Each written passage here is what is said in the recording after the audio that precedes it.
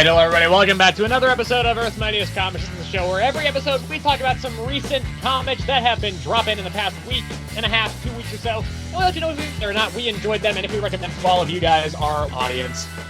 This week, it's stuff. I don't think I have a whole lot to say about most of it, but of course, usually when I say that, this whole thing goes for like 3 hours anyway, so you never fucking know. This week we've got stuff like Destro number 3, the next Destro issue. We got the conclusion of Green Lantern War Journal, new issues of like Namor, Redcoat, Phoenix, a whole bunch of stuff, but we're going to start off actually with the Ultimate book for this week, which is Ultimate Spider-Man. This is issue number 8. It is written by Jonathan Hickman, and the artist is Marco Cicchetto. Now, it's been a little while since we've started with an Ultimate Universe book, but this one felt like a good one to do it with because this is the formation of the Ultimate Sinister Six, kind of. I mean, like, they're not really forming here. They've clearly kind of known each other for a while and been kind of colleagues for a while, but this is kind of the place where, for all intents and purposes, we are seeing them form for the first time. And so essentially, it is picking up, this is a very kind of like low, kind of chill, low-key, kind of just family-based issues. It's in a lot of ways. There are some exceptions there, but it starts off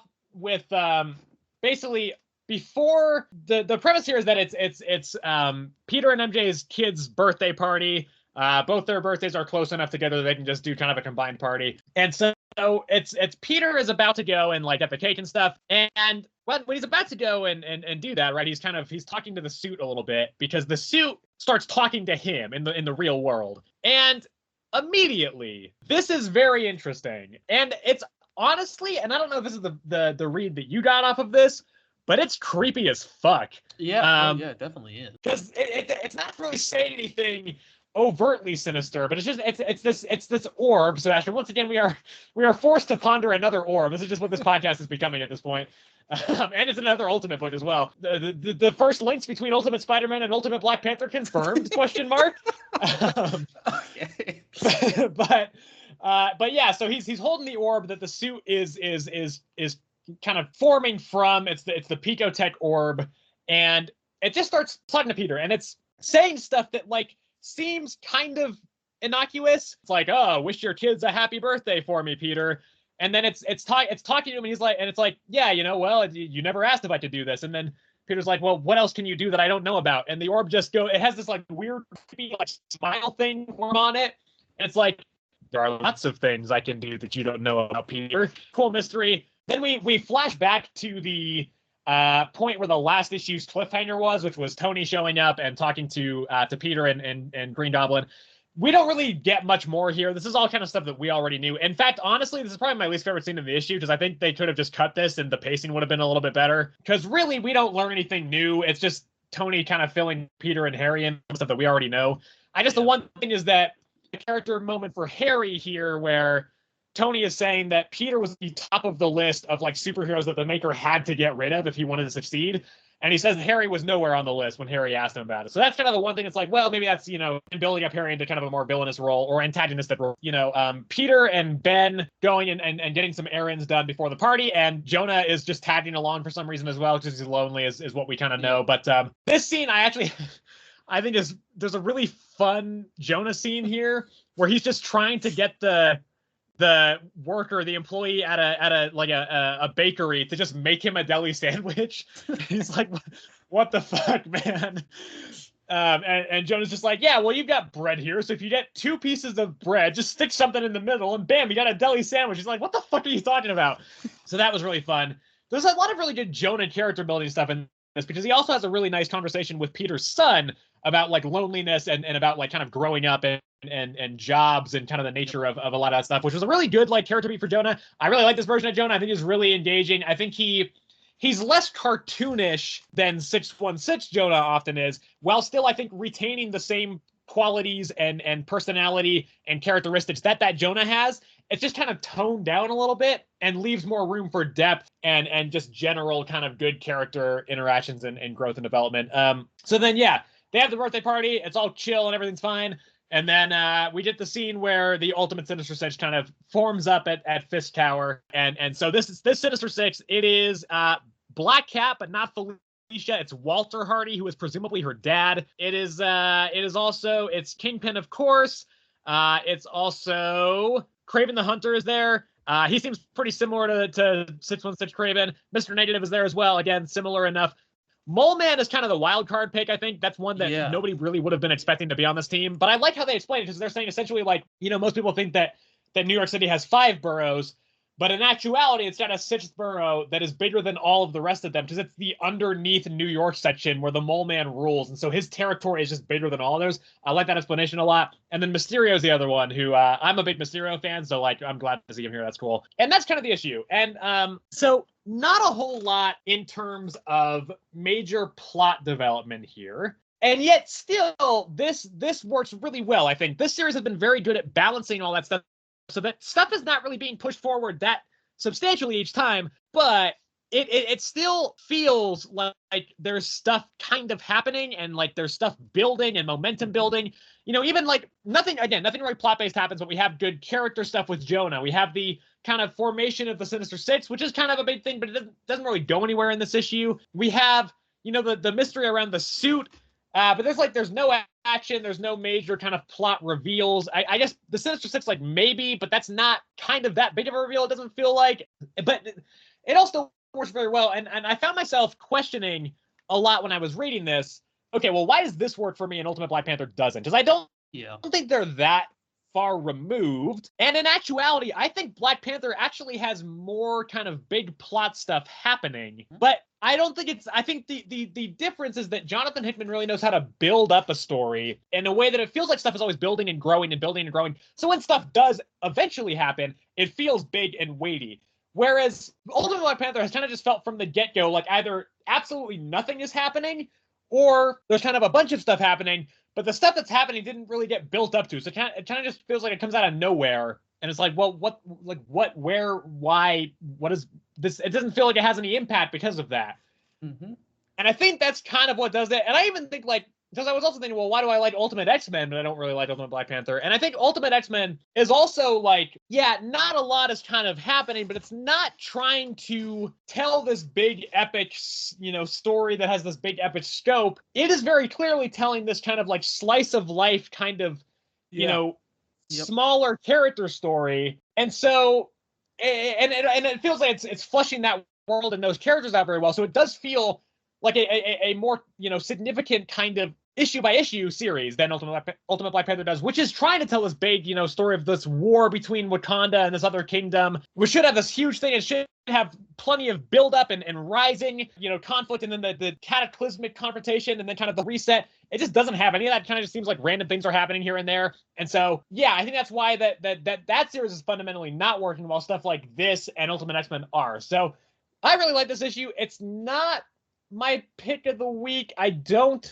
think, but it is very good, and I like it a lot. And you know what? I'll just say it as my pick of the week. Honestly, it's let's go for it. I don't really know what else I would give it to. So fair enough. Like with what you're saying, like the pacing in this one for me is what really does it. It's like the fact that it doesn't just focus on Peter. It like builds up every single character. I feel like we built up Peter, we built up Ben and Jonah, we built up a little bit of Mary Jane, we built up a bit of Harry and Gwen, like on that front as well. Like we've built like everybody like gets their like it feels like we're constantly building the characters up whilst also moving the plot forward. But with Black Panther, it really just feels like it's only T'Challa. And it's only been like Ron Conchu and like the Makers like that part of the Makers Council. Like that's all it's been focused on is just the war. Like it hasn't really like done anything else besides that. Like with Spider-Man, it's been about first it started with like him. Okay, he's learning how to be Spider-Man, and then when we introduced Harry, we learned about he's like going to the bigger scope of things of like Makers Council stuff. And now that Iron Lad is back, or as he's finally met up with Iron Lad, it's going to go even, I think, even bigger into that part of the thing, introducing with the Sinister Six and stuff like that. So, we'll expand a bit more with that one. And then with X-Men, I think I was trying to think of a way to explain it, but I think you explained it perfectly. It was just like the slice of life thing. It's like, yeah, it's like, for me, like the perfect way to explain that one. But, I still think this one is just top tier, great. The Sinister Six, it's like kind of like the exact same thing, honestly, that you said. Like Mole Man is just like the wild card, like honestly out there. Black Cat, I don't know if we've ever seen in a Sinister Six one, like not even this version, just like even the Felicia one. I don't, to my memory, I don't think we've ever seen in the Sinister Six. But I mean, I don't know. I think that's fine. That doesn't really bother me. I think it's kind of funny that two of like Mr. Negative and Black Cat both lead double lives. Mysterio, we didn't get a lot of information on him really, but that's, he's got a sick looking costume though. He does. His costume was pretty on point. And then Kraven the Hunter also looks very very cool actually in this universe as well. What else? The dynamic between Tony and Harry as well seemed to be a little on edge there. And that's pretty much all I've got to say on this. But I still really, really enjoy this series, and I'm looking forward to a lot more going forward, especially this new Sinister Six. Excited for this. I give this one a 9, honestly. I'm giving it an 8. I think to your point about T'Challa and Ron Contra kind of main focus of Black Panther, but even then they haven't gotten any defining characteristics or character traits really from that Ultimate run so far, and as a result, I think that's part of why I map so much of 616 onto that series. Yeah. Because it doesn't feel like it's doing anything, so it doesn't feel like it's distinguishing itself from 616. So but anyway. Yeah, that's what I'm saying. Like, that one literally just feels like a Black Panther one, because all the characters just feel the same, besides really, like, I guess you could say Storm and Killmonger are kind of different, but like, with Spider-Man, it's completely different. Like, this Peter is completely different from the one we've always got. Black Panther is just Black Panther. He's just King of Wakanda again. Nothing's changed. Let's go with Gotham City Sirens number 3. So I read number 2, because I thought we were going to be recording for that one, but I did not read number 3. Well, real quick, what did you think of number 2? You know what the review is. What do you think? Honestly, I don't remember much of it, but I remember kind of being like, I think I was a little bit less confused about number 2. Yeah. But I was still like, it's weird, and I don't really like it that much. It's fine. It was like a 6 for me, I think, maybe, but I still didn't love it. No, I think it was, that's what I thought. I liked it more than the first one, because it kind of like, it was a lot less confusing than the first one, but it's still like, it wasn't like the best thing in the world. This one is probably for me on par with number 2. It's not confusing by any means still, but it's still like, it's all right. So basically, hold on, writer Leah Williams, artist Matteo Lolli. So in this one, obviously in the second one, Harley, Catwoman, and Ivy got captured, right? And by what's her name? Punchline. So this one, we start off with like kind of like an ad, not an ad, but basically how the video game works and how XO Punch kind of works. It's like a drink that gets people addicted. It gets people addicted to the drink, and by getting them addicted to the drink, it gets them addicted, like, it makes them become a player in the game. And basically how Punchline basically explained it, it's like, it's self-sustaining, right? So the more people drink, the more they can play, and then the more they play, the more they have to drink. So it's just like a self-sustaining system constantly. And so she's basically, it's kind of like, I say it kind of like an ad because it's not Punchline specifically, but it's shown to these like investors essentially. And she invites them over to where they're at right now, like the barn or whatever. And basically she's like just showing them like good times so they can invest in XO Punch so she can like make it global essentially. Because right now I think it's like only in Gotham. And so she wants to make it global. And so that's what she's trying to do.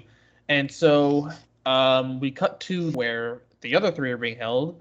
And basically, they're basically getting cooked alive, honestly. Like, there's no there's like no heat and nothing. It's just the sun like beating down, and it's like, and the guards keep throwing in XO Punch to like try so they can like quench their thirst, but they keep refusing it. Eventually, Catwoman, like, she tries to break out by doing something because like Ivy's about to die because she's like a plant. He does not mix well with her, but that's when White Rabbit comes to save them with another personification that she has that she calls Dumb Rabbit, which is just like this really muscular version that looks like her. So they escape. Punchline and the investors flee in a helicopter, and Punchline six these like XO Punch zombies on the group, and that's kind of where it ends, where they're getting surrounded by these zombies. So yeah, I mean, one more to go. You know, it's been for the most part fine. I don't know. It's kind of just like nothing really. I'm gonna finish it just because it's one more, and I've read 3 of them already. But otherwise, I'd probably be dropping it.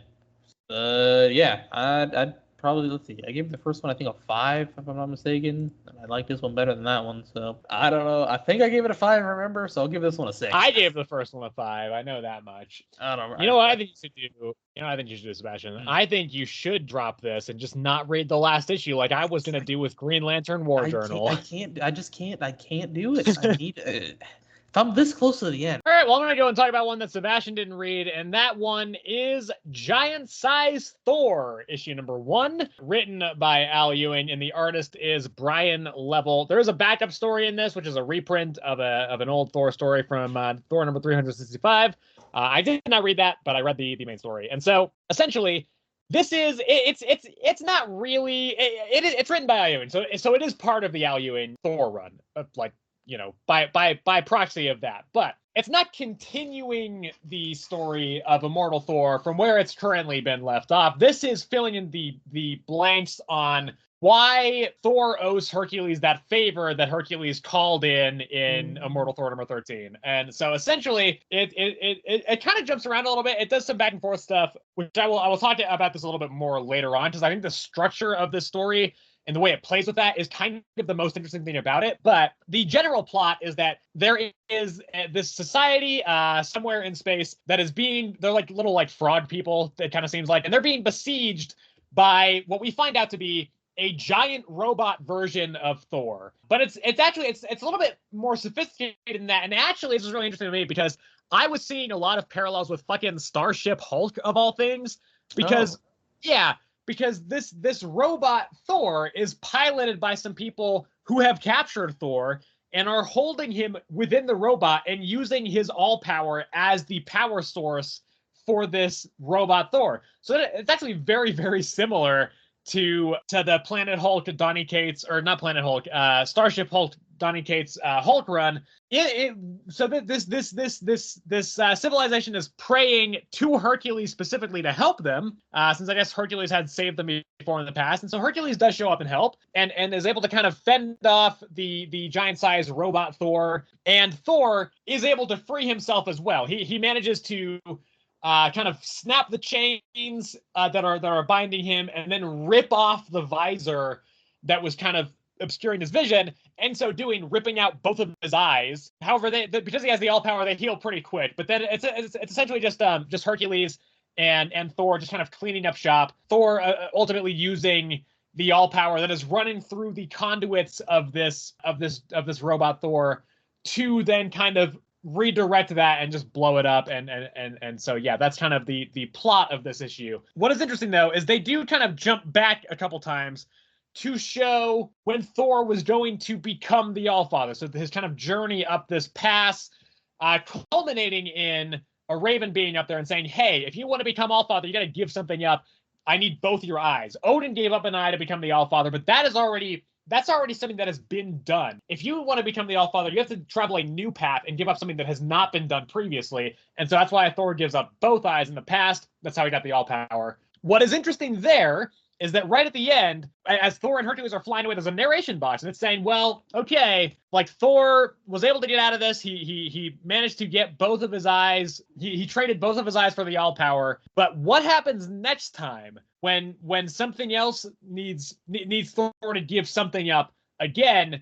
What will he give then? What does he have to give? Like, what's gonna? And it's very ominous. It's kind of being like, well, what's coming down the line? You know, what's happening going forward? So that was cool. I really like that. And the other thing is, this issue, the title of this issue is In Media Res, which for anybody who doesn't know, it's a term for when the start of a story is actually in the middle of a story, and then it flashes back, catches back up, and then, or middle or end of a story, right? And then it kind of catches up to that and then plays out. So it's kind of a way to hook the audience in, being like, oh, this is some crazy shit going on here. And then it catches up to that, filling out the backstory along the way.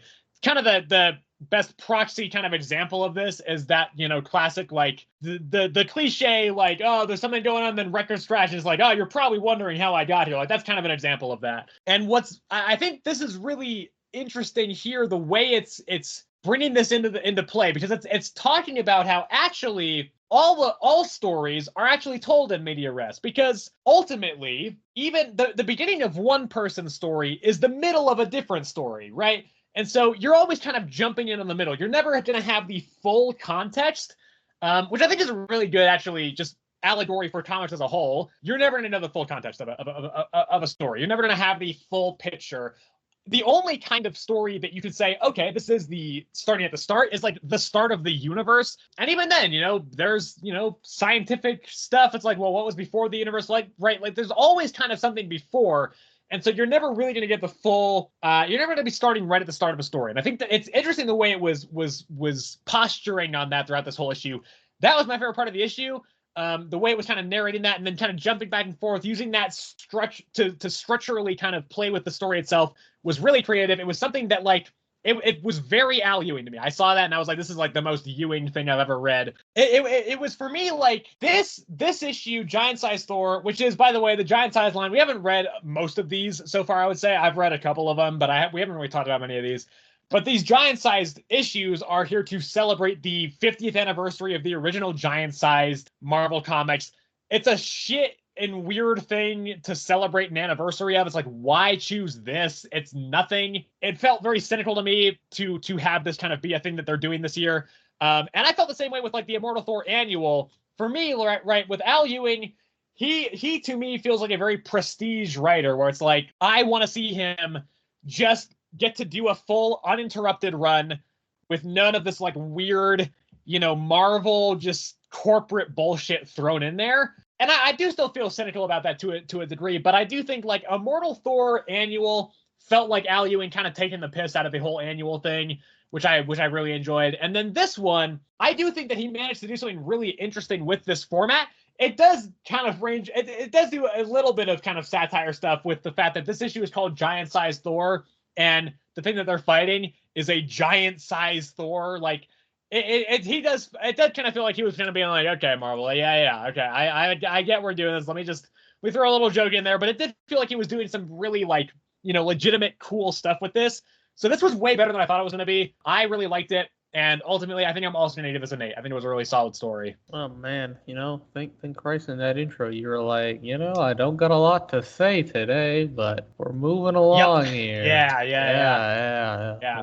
Well, hey, I barely talked about that one at all, Sebastian. That was, to be fair, I definitely didn't rant about that one as long as I did for Uncanny X-Men last episode. We talked about that first issue of Uncanny X-Men for 16 fucking minutes. So, Jesus. And that was edited down, by the way, as well. Yeah.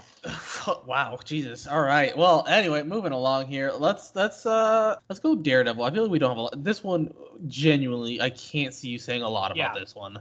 Well, Sebastian, let me burst your bubble there.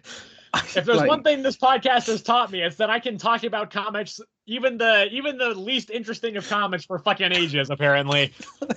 Literally, I genuinely don't see, like, if I'd be surprised if you have like over like 5 minutes. I'm gonna be like, okay, start the clock, everybody. Okay. This is Daredevil Woman Without Fear. It's written by Erica Schultz, and the artist is Michael Dowling. Again, fantastic art on this. I really like the art on this. And this series, genuinely, is like single-handedly making me have a higher opinion of Erica Schultz's writing. Before this, I thought that it was like, she's an okay writer, but not kind of... I'd never been blown away by an Erica Schultz story, and I wouldn't say I'm blown away by this, but I think it is very, very solid. This issue, it is mostly kind of absorbed with the fight between Punisher and Elektra. So the new Punisher, Joe Garrison, and then, Elektra Daredevil. They kind of have a standoff, and then they kind of have a bit of a fight. They briefly go back onto the bullet train even for a little bit, although that's a pretty short sequence. But I do think like the fight's decent. I think it's pretty solid. I like in particular the point where she's just fucking punching Joe like crazy, and it doesn't really seem like it's affecting him because it's he's got this big plate like Kevlar big armor thing, and so it doesn't really seem like she's kind of being all that effective with this. But actually, like, Elektra is smart. She was purposefully targeting like weak points in Joe's armor, so that at the end of it just all kind of like falls off of him. So that was pretty fun. Then we also ultimately, after this kind of fight, Elektra kind of puts Joe kind of out of commission briefly, or not even.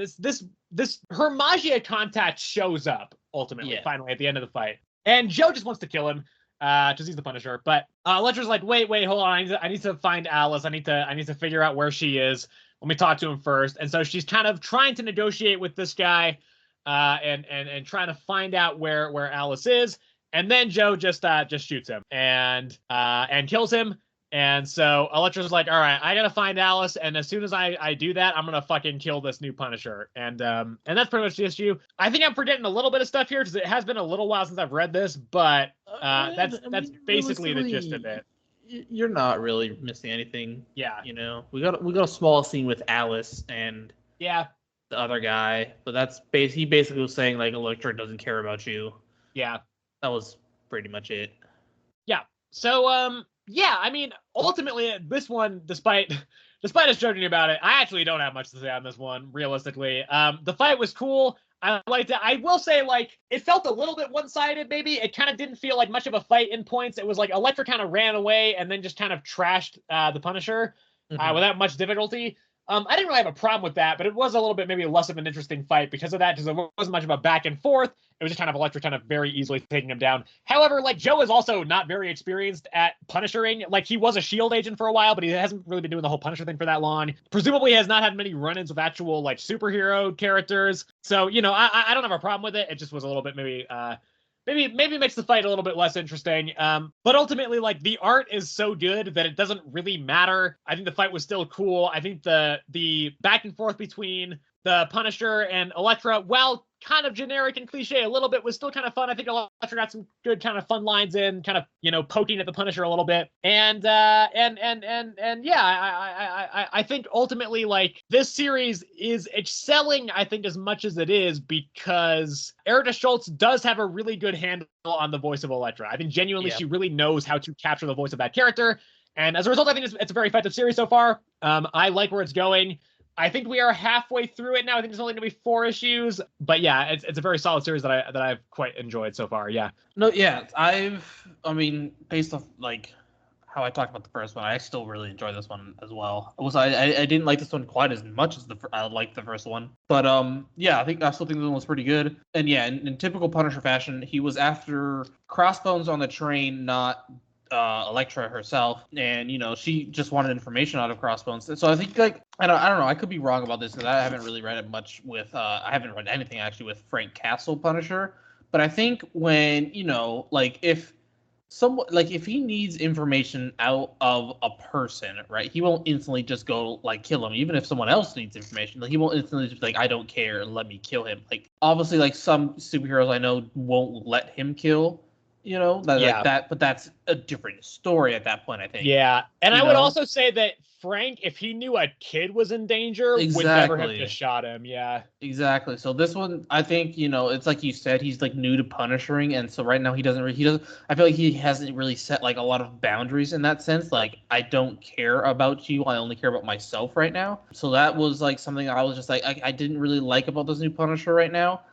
Simply the fact that he's just like, I just want to murder the world. Like, I just want to, like, that's it. I don't care about anything else but killing at this point, it really seemed like. And then, yeah, their fight scene was fine. Like you said, it was very one-sided. Elektra just absolutely wiped the floor with him, really. Like, he tried to take a couple shots here and there, but for the most part, she dodged everyone. Even mentioning, actually, Frank, being like, if it was the old Punisher, I would have gotten shot there. And so, yeah. The, you know, Magia contact came in, yeah, all that stuff. But yeah, I think, yeah, just besides that, I think the art is still really great. I did think the fight was very one-sided. I mean, like, it was very cool the way Elektra, like honestly, kind of effortlessly, like, just like destroyed his armor and all that stuff. And he's like, your punches are doing nothing to me. And she's just like, just wait, and shoots like part of her sigh at it, and it just all crumbles apart. I thought that was a very cool scene. And so, yeah, I'm actually really enjoying this series still. Mostly for, like, a lot of it for the art. This one, story-wise, I didn't like as much because, like I said, I didn't like the Punisher the way he was written in this one as much. But that's it was a big part of this issue. But I don't think it's gonna be like a big, like, I don't know. I think he was fine, just what it was. It just didn't didn't do it for me as much. Feeling similarly for that. But yeah. Besides that, I still think this one. I still really like this series, but I'd give this one a 7. I think I'm gonna give this one an 8. I will say, to your point about when Electro was like, if this was Frank, that shot would have hit me. That actually struck me as strange because in the first issue of Joe's Punisher series, he made that insane shot through 2 moving train cars to kill somebody. So I was this guy's got like crazy aim. I don't know about that, but regardless, other than that, yeah, good stuff otherwise. Okay, I think I'm gonna move on here, Sebastian, to Destro number 3.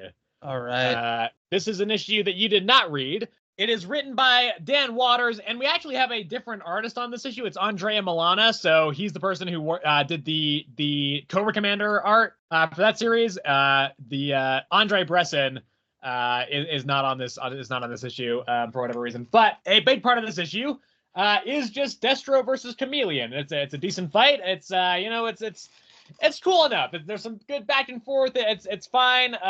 I like their kind of dance of trying to kind of take each other out with their tech and everything. And then we ultimately we flash to a scene where it's Mercer and some other guy. His name is Scrap Iron, maybe, I think.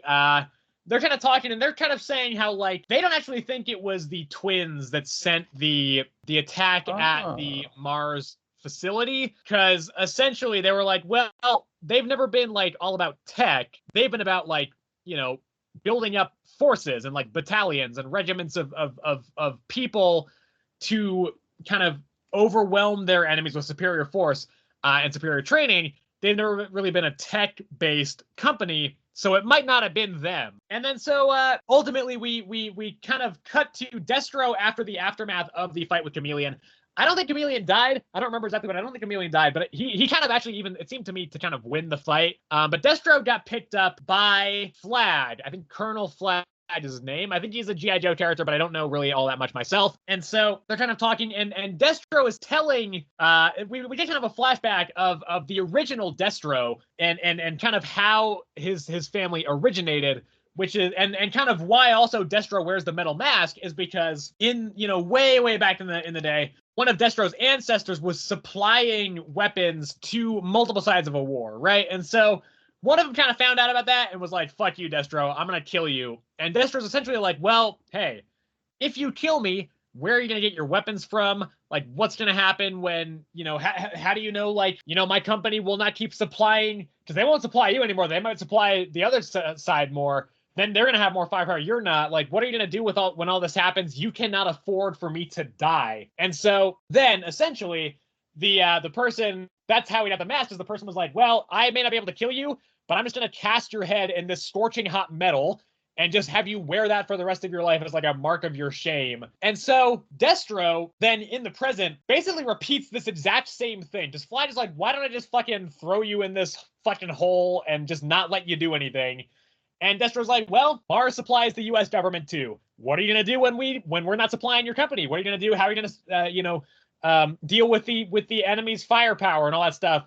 And so it kind of ends with Fly being like, okay, well, maybe we can make a deal, and that's the end of the issue. So I definitely don't like this issue as much as I like the last issue. I loved that last issue. This one, like, the fight was decent, but for me, really, what elevated it was that last scene towards the end, where you had that reflection of the Destro in the past, and then that being parroted by Destro in the future, or in the present rather, kind of regurgitating that to Flag, and just that way, it was introduced there in the past section, and then it just brings it back. It really felt like a cool moment of kind of dialogue there that I really, really was into, and that is kind of what ultimately made me kind of more favorable towards this issue. It was not bad by any means. Like, the rest of this issue was not bad by any stretch of the imagination, but I do think, like, this definitely felt more in line with me.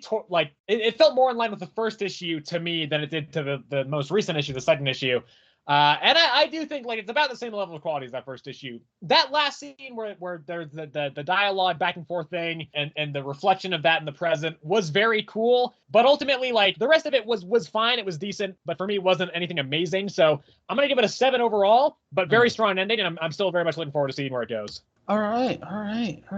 Well, I am going to talk about Deadpool number 5. Here we go. Yeah, so I have there was one period where I just didn't read an issue because I didn't get to it in time. But this one I have just decided to just fully drop now. I decided to drop Deadpool, so I'm not reading that going forward. Yep.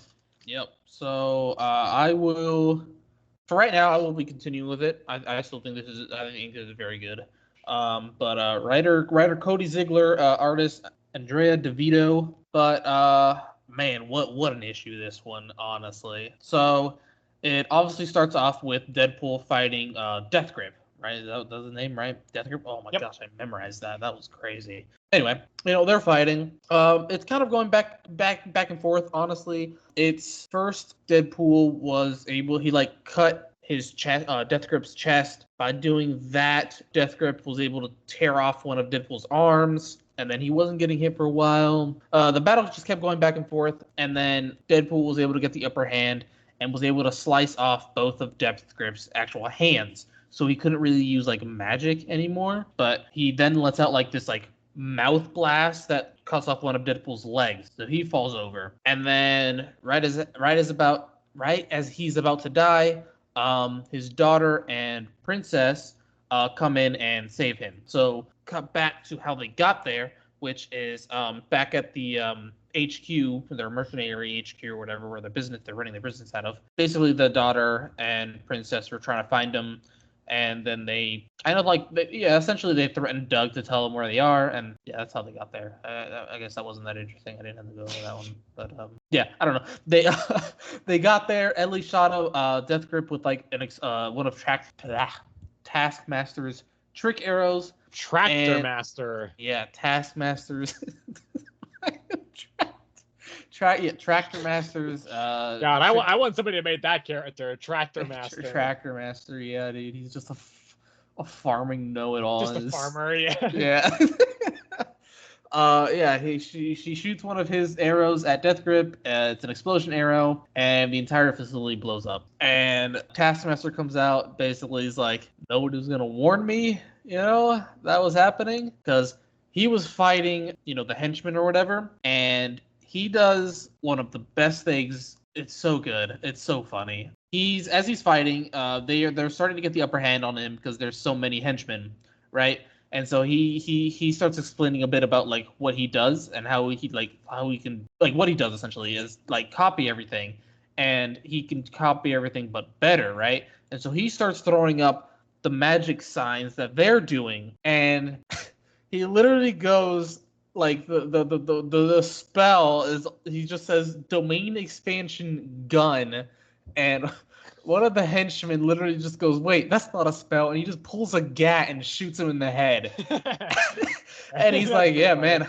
He's literally man, if I kept doing that magic, I would have died. And I was like, jeez, what the hell? It made me laugh. It just made me laugh. It was funny. It was just that whole interaction was just very funny. You just see him do these magic circles, and they're all just what the holy crap, he can do this, and he just pulls out the gat and just blows them all. Yeah, it was funny. But yeah, it was very funny for me when I read it. But yeah, essentially, Deadpool survived this round. They're just outside. Deadpool, basically, he doesn't know. He assumes that the whatever Death Grip did to him is just gonna wear off, but that's kind of left open-ended. But yeah, he seems to be fine, ? I don't think he's gonna die yet from these two injuries, from his arm and leg getting completely torn off. Well, supposedly, according to the synopsis of the next issue, he dies next issue. Okay. Well, genuinely, I don't think it's from this injury. It has to be from something else, because it doesn't seem like he's in that dying phase. He's standing up. He's talking perfectly fine. He did tell Taskmaster that he's the new boss because he has to go on sabbatical to heal, essentially, to figure out how to heal himself. But that's pretty much it. And then he also hired his daughter Ellie to the company. And she's going to be going on missions, no-kill missions at first, basically, just so she can, figure out how it all works. But, yeah, that's pretty much it. I really enjoyed this one. I actually laughed, a couple times, not just that Taskmaster joke. There was another joke that Deadpool made where he was, making a joke about, some joke about headbutting, and then we cut to the flashback of how Ellie and Princess got there. And then we cut back to Wade being like headbutting Deathgrip and making a joke about the joke he made 3 pages later. I don't know why it made me laugh, but it did. I did a terrible job of explaining it, but trust me, it was kind of funny. Yeah, for the most part, I am genuinely really enjoying this one. I don't find like this one specific. I know I said in one of the previous one. I think it was the last one. I found Deadpool obnoxious, but it went back on this one where he's not that obnoxious again. And just overall, I really enjoy this one enough to say that it's my pick of the week. That domain expansion gun one just really got me. It really got me. Like I genuinely audibly laughed out loud. It was. Oh my goodness. But I really enjoy this one. I'm gonna give it an 8, less than Spider-Man, but it is my pick of the week. Interesting.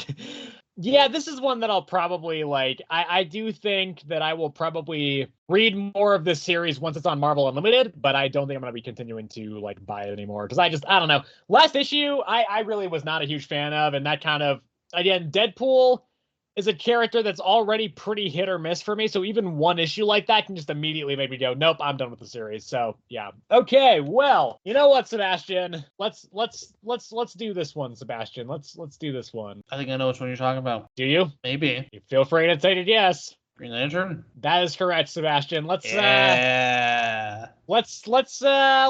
close out this chapter of the podcast, the Sebastian Hates Green Lantern War Journal chapter of the podcast. I'm not the only one that dislikes this. What? Yes, you are. You were dropping it. That just Okay. I was gonna drop it partially because I had kind of lost track of what was happening in the series. By the way, I have no idea what was going on in this issue for a lot of it. I was reading this, I was like, what the fuck is this? But it wasn't that I disliked it, it was just that I didn't love it enough that I was like, it was a totally solid series that I just kind of didn't have the urge to read anymore. It is Green Lantern War Journal number 12, written by Phil Kennedy Johnson. The artist is Montos. This is, as mentioned, the final issue of this series. Although John Stewart is going to be seemingly kind of folded into the core Green Lantern book in upcoming issues. It seems like he's going to kind of have a big part to play in that stuff. But so this issue, John, the Dark Star has been shut or whatever. And so all those other people can go home. And then John Stewart's friend, Byla, or whatever his name is, he gets fucking killed. And he's like, no! And then John goes, well, I'm going to stop you, Revenant Queen, if you're still fucking here. I don't know. Is the Revenant Queen here? Guy Gardner even, I think, mentions, he's like, where's the Revenant Queen? And I was like, yeah, where is the fucking Revenant Queen? Yeah, I think she shows up right when he mentions that, too. I think that's... I have no fucking idea. I don't know if that is her. Yeah. Yeah, I don't know. Maybe. Yeah. So then, they do some fighting, and John kind of persuades the Revenant Queen or whatever because he has Olgren's ring now. Yep. Which means that he has control over all of the Radiant Dead. Yep. And so he just kind of, including the Revenant Queen, it seems, so he kind of just expels it from all of them, and it's fine or something. And then on Earth, Ellie and Shirley, they're on the back foot from the Star Shroud. They're trying to outlast it, but it's not really working. And then Shirley gets infected by the Radiant Dead. She gets hit with it and gets injured. John comes back, just immediately kills the Star Shroud, and then tries to save Shirley, but she dies. And then it cuts forward, and John is doing some stuff, and he's made constructs of both Ellie and Shirley, it seems. And so they're both just flying around in space doing Green Lantern stuff. I don't know. It's that I don't remember. Not even remember. It's not that I don't remember a lot of this issue. It's that this issue, I was already kind of confused on what was happening because they've thrown kind of a lot of concepts out there in the last couple issues. And so I was kind of already a little bit confused as to what was happening. And so it makes it really hard to remember what was happening in this issue. It all just felt like kind of nonsense being thrown at me. This is probably my least favorite issue of the series. Here's the thing. I think Sebastian's feelings have rubbed off on me on this. I didn't really ever dislike this book, but I didn't really like this issue. I think I was confused. And I also think, I don't know, the way that this series ends is kind of strange because it's not John processing his grief or anything. Yeah, nope. It's just he's like, fuck that. I'm just gonna make my dead family into constructs and I'll never have to process my grief. And it's like, what? that seems like a weird, like thematically a weird thing to do for this series, especially because it didn't seem like that was kind of going to be the message. It seemed like this series was kind of about letting go, just in general, and also of your grief. And that was kind of the point with John making the Ellie construct for Shirley. It seemed like it was going to kind of, conclude with Shirley being like, yeah, Ellie's gone and it sucks, but like bringing her back in this construct form was not the way to deal with that. It's not like a healthy way to deal with that or whatever. I don't know. That's the way it felt like this was going to go. And instead it's just like, nah, fuck it. I'm just going to recreate my dead family and we're just going to live happily ever after. It's a weird, like, heel turn for the series that I feel like thematically goes against everything the series has done. So that for me is kind of where I was like, what the fuck? And then the rest of it was kind of just a big, brawl. There's some really cool art in this. There's a couple of really cool double page kind of panels where the panels are kind of going in a zigzag kind of grid across the page, which I really liked. I think it was really cool. And in fact, if it was kind of during the big climactic final action beats of each of the action sequences, I really liked that. But other than that, this was a weird way to close the series out. And I just think it kind of counteracts the arcs that this series was setting up from the beginning. Mm-hmm. Yes. Honestly, all right, here's my 2 cents. What a dumb and honest to God confusing series and chapter, like just issue, just all of it into one. Like, we should have dropped this honestly 5 issues ago, and I would have been fine. This second half was so dumb. So first of all, he gets transported to this other planet. I don't even remember why. Oh my gosh. Okay, so. Right, so the Dark Star, or whatever the fuck it's called, got shot. What I assume is the Revenant Queen, if I remember correctly. I don't know. I guess some of the Revenant dead stayed behind, because she showed up later when, like I said, I'm pretty sure when Guy Gardner mentioned her, that's when she actually showed up. I don't fucking remember. It's so confusing. But essentially, like, Violet, right, he dies, right? And in John's, like, arms, as he's dying, he's like, you've got the ring now. You can command them. Brother, if you knew the entire time this power, why you say it now when you're dying? Like, he could have said this so much no. He has to say it when he's dying, and as soon as he's dead, that's when John's like, yeah, I know how to use this ring now, dudes. You're all gone, because that's my new power. It's like, what the no, that's so stupid. Like, what the hell? Like, the entire thing was like the fact that Revenant Queen wanted Ulgrin's ring, right? I assume to take over the universe. I don't fucking know at this point. I don't know. It's so confusing, right? And so, like, realistically, Guy and Kyle didn't need to be there. They didn't. They just showed up just cause. No, that's true. They didn't need to be there. So then John's like, all right, we need to get back home. And Guy's like, yeah, we're pretty far away. And John's like, not now. And so they just teleport there. With Ulgrin's ring, because I guess that can do that now. Kind of makes the fucking Green Lantern ring look like a little play toy, honestly. And then, yeah, the whole Ellie and John Mama fusing, I thought that was dumb. The Star Shroud dude, like you said, the whole loss thing, that's also kind of just thrown out the window. I guess the interesting thing is that, like, the Ellie construct is, like, kind of like becoming her own person, is right. What he was mentioning. Like, she's like forming, like, she's like getting the mannerisms or whatever of how Ellie used to be, but like it can't be from John's memories because he doesn't remember her having them or something like that. Yeah. I don't know why he made the construct of his mom. She died. Honestly, it wasn't because of the infected Revenant stuff, because he just commanded that off of her, so I don't know why she died. She just fucking dies. Dude, oh my god, I was reading this and I was just like, I don't, like, why? This is just nothing, like, I do have no words for how much I disliked this, like, ultimately how much I dislike this series. We genuinely should have just dropped this after the first arc. Like, you could have. I never made you read this. Dude, I know, but like, it was like, okay, we're going to the second arc, and I'm pretty sure the entire second arc, the entire time, I was like, I don't understand what's going on, and I'm not liking it. Yep. The entire time, I don't think I think I rated them, like, for the most part pretty high, but I don't think any time we reviewed, I swear every time I was like, I don't understand. Yeah. Like, where are we? What's going on? And oh my gosh, we should, like, I know we kept talking like every single time, like, man, we should drop this, but now let's keep going. We should have dropped this. Oh man. Oh wow. Yeah, I did not like this. I gave it a 4.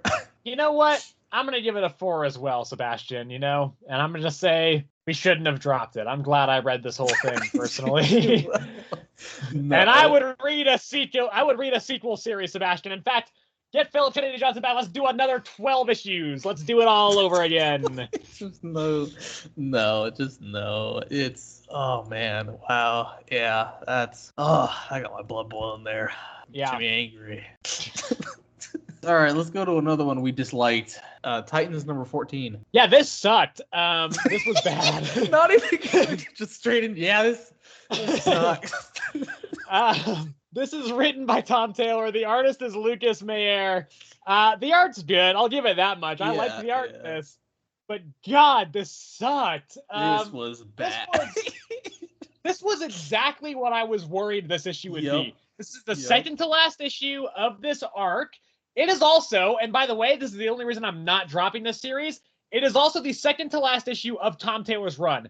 Next issue is the last issue of his run, then somebody else has taken over the writing. So if Tom Taylor was still going to be writing the series after the next issue, I would be dropping it immediately. I don't care that there's one more issue left in this arc and that I wouldn't know what would happen. I would drop this in a heartbeat because this was dog shit. It was like this the thing is, this starts like it's seemingly gonna be okay. It's Dick kind of summoning some of the Titans into his like mind palace and being like, all right, Raven's bad. We gotta figure this out. And I was like, okay, cool. Like it feels kind of rushed, but like I'm glad we're at least at this point finally. Especially after like last issue, just fucking ignored it entirely. So I'm like, okay, that's fine. Then they kind of leave this area and they go and try and like do a quick takedown of Raven before she wakes up so that they don't have to worry about it. And they go and Raven's not there. And then the Spectre shows up and he's like, look at me, fuckers, I'm the Spectre and I'm here. And Raven's gone. She's a demon now. And we're going to go and stop her. And I've teamed up with these other demons and don't try and stand in our way. And then immediately, this was where this started to go fucking off the rails for me. Because first of all, the Titans gave no indication that they would stand in his way. They're also trying to stop Raven. I don't know why he was like threatening them, but that was weird. But then immediately, like, the Spectre never said that he was going to kill Raven or Rachel or anything. But immediately the Titans are like, are we standing against the forces of heaven and hell? And then one of them was like, I think we're standing against the forces of heaven and hell. I was like, that was the line where I was like, oh no, this is going to be bad, isn't it? I was like, oh, fuck. So, because again, they have no reason to be really standing against the Spectre. They should be teaming up with him, if anything. I was like, why are you going against him? So then they go and they have kind of a fight with Raven. Raven, first of all, takes down a bunch of like some of her other brothers and stuff. That was fine, I guess. It was in the room with Spectre. Yeah, it was them too. Yeah, it was fine. And then I think she also took Spectre as well and like made him into a gem or something. She's making like this crown and like adorning it with all these gems. And then the Titans show up. Initially, like before the Spectre dies, he like slices Raven in half when the Titans show up. Yep. And so all the Titans think that she's dead. And then immediately Raven gets up and just starts fucking quipping to Beast Boy. I was like, what the fuck is this? Like, she's like, he's behind me right now. I bet he's looking all angry. Is he grimacing up there? Is he looking all like high and mighty? I was like, what the fuck are you doing? This felt so out of character for Raven, for Dark Raven. I was like, what the fuck is happening? Why are you just quipping around with Gar right now? And then that's when she gets his gem. And then fucking Swamp Thing just shows up out of fucking nowhere for seemingly no reason. He's just there. I was like, what? And it's in like the last 3 pages, by the way. He's like the biggest character on the cover. So I'm like, what is happening? And so he's like, the world is cracking, Titans, and I'm here to help. And then so he's like trying to like Spider-Man web the world in place. And then Trigon pops out and Dick is like, oh no, the Titans are facing 2 extinction level events. We need every hero on Earth right now. And that's the last line. That's the last panel of the issue. And it's like, what the fuck? And it's not even like, by the way, I would give that a pass if it was like a big panel of Trigon emerging and Dick is small and we see his text bubble being like, we need every hero on Earth, 2 extinction level events. But instead, for some reason it's a close-up on Bitch's face as he's saying that, just looking up. This is insane. I don't even have much of a review of this because I feel like everything I've just encompassed, like, it's just fucking off the rails. Like, this has no sense of structure anymore. It's rushed to shit. Super rushed. And not only, which, like, to be fair, we kind of, I know for a fact that I was certain this was going to happen, but I think you also knew that. Yeah. But like, it was rushed to shit. It was nonsensical, and characters were acting out of character like crazy. And I think it was probably because it had to be rushed to get to the point where it needs to be. But even then, some of the stuff like Raven being all quippy, there's no reason for that to be in there. That does not impact the plot at all. Like, I get maybe kind of the conflict between the Spectre and the Titans maybe being necessary to push the plot forward, and they had to rush that. It's stupid, but I can maybe see how that would kind of come to be. But the Raven quippiness is insane. And yeah, I think, like, this could have been good, or at least fine, if we had just scrapped the whole Apex Ava shit last issue and just made this concluding chapter of this arc 3 issues instead of 2. But they didn't. And it's a batshit fucking insane and bad issue. So yeah, I was reading this and I was blown away by how bad it was. It felt, and I really don't like using this word. I've mentioned this before with comics before. I don't like using this word because it implies that these guys don't know how to do their jobs, but it felt amateurish to me. I don't like saying that because it feels like disrespectful to the writers and everything, but like, that's what this felt like to me. It just felt like it was not, it just felt like it was like, and then this happens, and then this happens, and then this happens, and it was like no rhyme or reason to any of it. So yeah, it's shit, it's bad. I'm glad this run is ending next issue. I hope the next one is better. I would be dropping this in a heartbeat if it was not for that. Yeah, dude, this one, yeah, it's unfortunately not good because, like, I've said this, and I've been pretty open about it. I've been enjoying the Dark Raven storyline. I've liked how like how mysterious it is going in and all that stuff, and like, you know, like how Dick was like kind of like figuring it out. And then we got the Apex Ava one, and I think if I remember correctly, I think I said I didn't mind that one. Like, I thought it was fine for what it was, but like yeah, you were much higher on that. But I was worried about how it was going to be moving forward because obviously about the pacing and stuff. And God, dude, oh my God, this is rushed to shit, dude. Yeah, like genuinely, it like the whole like gathering the Titans bit at the beginning, to me, honestly, it kind of feels like more of a flashback than anything because of how quick it happens. Like, it felt like it was like a blink, and it was like, okay, that's it. Like, it was just like, yeah, this is happening with Raven. We're gonna use the lasso of persuasion, I think is what it is, to basically overcome Raven's mind control, and now we're gonna go attack her. It's like, whoa, okay, shit, okay. And then there's demons in a room with Spectre. They're like, oh, you're working with demons? He's like, yep. You can't do anything about it.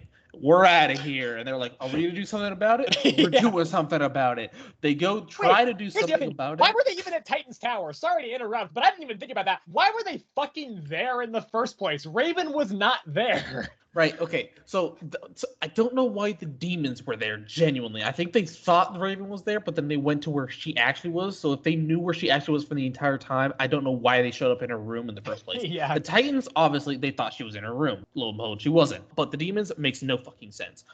Anyway, the demons show up to Raven, at least. They get whapped, like nothing happens. There's not even a fight. She literally opens a portal, grabs the staff, grows big, makes them into gems. That's it. Like, they were talking all big, like, we're gonna fuck Raven up. She can't become the queen. Nothing happens. Literally nothing happens. Titans show up. She's like, you guys can't do shit either. Spectre chops her in half. She quips for so long to Gar. Like, seriously, so out of fucking character. It's so out of character. Even Gar's like, what? Like, he's like, what? And then she just comes back, turns Spectre into a gem, which I guess was not supposed to happen because Spectre's like, what's going on? and then Trigon, oh no, hold on. Swamp Thing shows up. Yeah. But there's hellfire everywhere. The Earth's being torn apart. And then Trigon, dude, oh my gosh. There's no pacing whatsoever. Everything just happens, and you're just like, what? Like, I feel like everything they built up was just thrown out the window, and they're just like, all right, we have 2 Yeah. pages to make an entire fucking series. Let's Yeah. go. Like, Yep. what? Like, no, it's, oh my, it's so bad. It's so bad. It's laughable how, like, genuinely laughable how bad this Oh, it is. Yeah, it's hilarious, but it's terrible. It's, oh my gosh. Yeah, dude, honestly, like, what started out as like one of my favorite things, it just ended so bad. Like, it's just derailed, and Jesus, I'm gonna give it a 5. Yeah. That's the thing. I think I'm also gonna give it a 5. Here's the thing. This is worse than Green Lantern War Journal. A couple things for it though. I do think like the art is very good. I like the art in this a lot, and I will say I at least knew what was happening. It was insane and bad, but it was funny. I've always said like I will take a huge swing and a miss over just a bland, boring comic. And while this comic was many things, it was certainly not bland or boring. It was insane. So I'm also gonna give it a 5. It like, sucks, but yeah. Yeah. No, I for me, they didn't even swing. They just let it miss. Like, they didn't, like, swing means they tried. I feel like they didn't even swing. Or here's I think the best metaphor for this. The pitcher threw the ball. The batter got ready to swing, but the ball was so fast that it just hit them in the dick, and then they just fell over. That's my metaphor. Oh my gosh. Anyway, Titans number 14. Everybody should read it. It's very funny. Moving on. Let's see. Let's do Phoenix. I think I don't have a whole hell of a lot to say about Phoenix. Okay. You know what? Maybe I do have a lot to say about Phoenix. Actually, I remember I have a whole spiel about Phoenix ready to go. So get ready, everybody. It's another patented rant. But this is Phoenix number 2.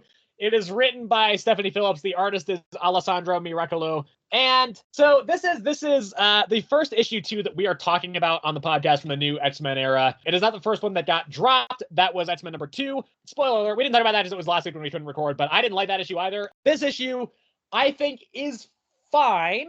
I don't think it's as good as the first issue, though. Couple reasons for that. First of all, the plot here ultimately is that Jean is kind of coming into her role as kind of the protector of space as the Phoenix. She's going around kind of getting used to everything again. And then as she's kind of about to take a bit of a break, she gets a proximity alert because Corsair of the Starjammers is there. For anybody who doesn't know who this is, he is a leader of a pirate, like a space pirate brigade called the Starjammers. He's also Scott Summers' Cyclops' father. So he shows up, asks Jean for help, essentially because he's been trying to kind of go and help people now instead of just being a pirate. And so when he was on Game World, essentially the long and the shorter of it is that there's a ship that was showing up every so often, and every time it showed up and left, a bunch of people would go missing. And so ultimately they realized that this is the work of the Black Order, who, for anybody who also is not familiar, they are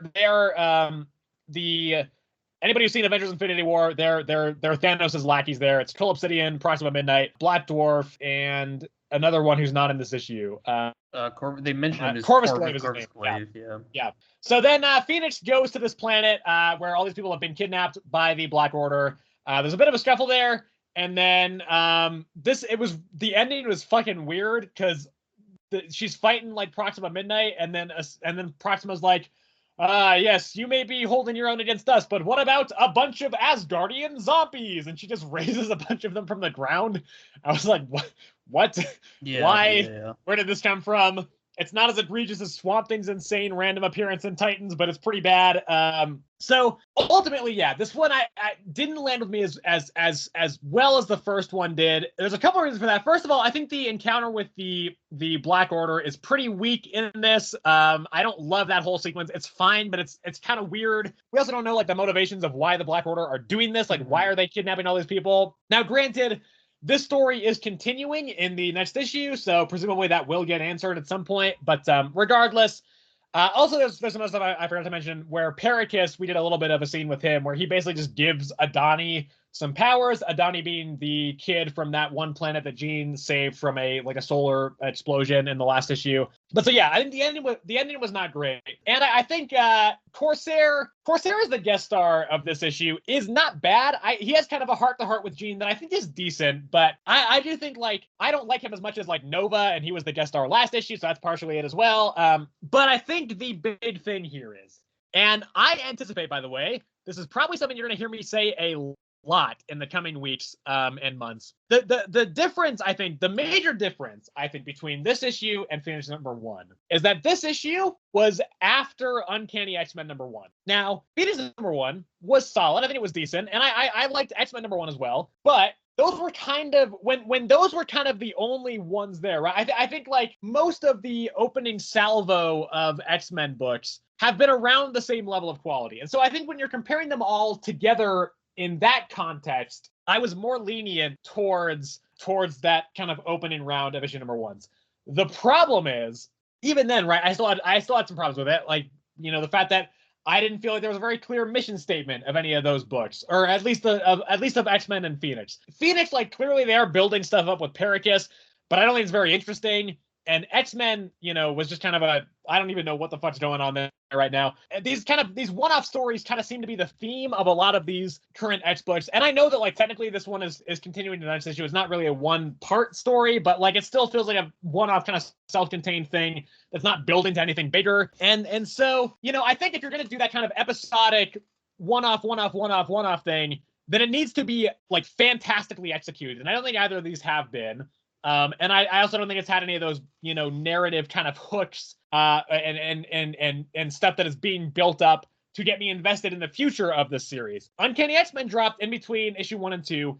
And that, again, if you listen to the last episode, you will know how much I love that issue. I fucking love that issue so much. And that, I think, succeeded on both fronts. Yes, it's not an episodic kind of, one-off kind of story of the month thing, but it is incredibly well executed, I think, and also builds up all this interesting, hooks and story beats that are clearly building to something that got me so invested. And so seeing how high the points of this era can be has now made me hold all of these other books to a higher standard, so that stuff like this, whereas maybe a month ago, I would have been okay, it's not amazing, but it's fine enough for what it is. It's not bad. Now I'm well, this is disappointing because I've seen how good, it has become very clear that there is stuff in this era that has potential to be incredible. And so now that I know that, it's harder for me to look at this and be oh yeah, it's good, it's fine, I enjoyed it, right? So now this,